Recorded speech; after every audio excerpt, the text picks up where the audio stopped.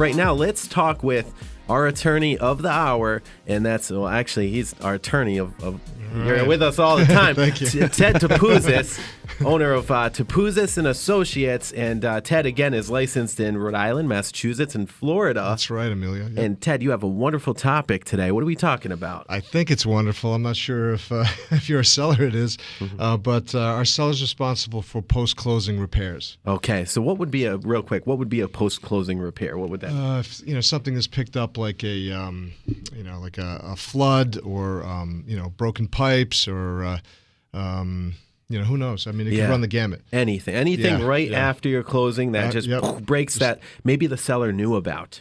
That's or maybe right. Not. I mean, that is whether they know about it or not is really the the concern. And so and there's really no straight clear-cut answer on this. I mean, it could. It's difficult to determine whether or not a potential seller, lied and didn't disclose and then potentially would have liability for something like that. It's hard to say. So, I mean, basically when you go into a contract, these agreements are state mandated agreements, that allow for a buyer to do inspections, and usually a buyer gets 7 to 10 days after the contract gets signed. These are pretty routine things to do their inspection. Hire an inspector to inspect, and most of the time they catch most things if they're good enough. And I know you have.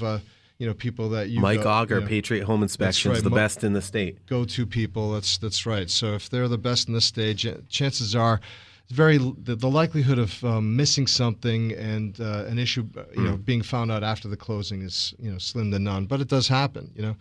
So these inspection results Mike would put together in writing and then submit that to the listing agent and to the seller to determine whether or not they're going to repair the items. I mean, if the property's not being sold in as-is condition, then there's a strong likelihood that the seller will do that to make the repairs because they want, the purpose of putting it on the market is to sell it. So, or if the property is not being sold, it's being sold in as-is condition, then the seller can just say, look, I'm not going to take care of any of these repairs, take it or leave it. Yeah. Right? Generally, the work is done. It's done, by a licensed contractor. Receipts are submitted to the buyer to show proof. They potentially get an opportunity to re-inspect, and eventually the closing, goes through, and a walkthrough is done before the closing. Yep.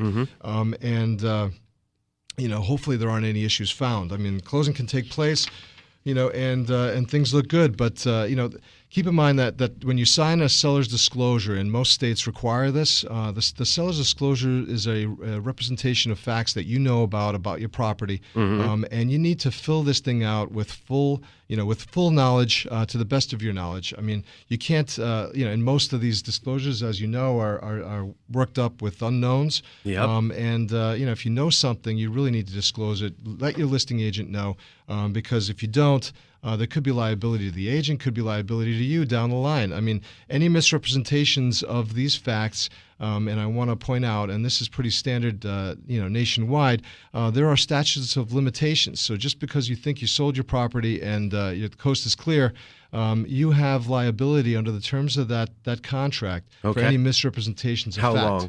I mean, it depends on the state, but in Rhode Island, it's anywhere from 4 to 20 years. You could potentially have exposure to liability. I mean, for misrepresentation of facts, it's anywhere for it's about 10 years time. So a buyer could potentially bring in an action against you for this misrepresentation. So don't take it lightly. Take it serious. Absolutely. Now, listen, realtors, listeners, homeowners. If you guys have questions legal questions in regards to real estate, I highly recommend Ted Topouzis with Topouzis and Associates. The guy has the answers. If he doesn't, he'll get them. He's been through almost every scenario you can imagine. Absolutely. Ted, thank you for being on the show. How can they reach you? What's the best phone number for somebody to reach you? Sure. It's 401-533-9888. Okay, so 533-9888. Easy peasy to remember. Go to theroundtableradio.com. Check under the expert contributors as well. If you want to talk with Ted, Mike Auger, the home inspector, Matt Bates, any of our contributors. So good stuff, Ted. Thank you very much for being on air with us. I appreciate it. Again, Ted Topouzis with Topouzis and Associates, 401-533-9888.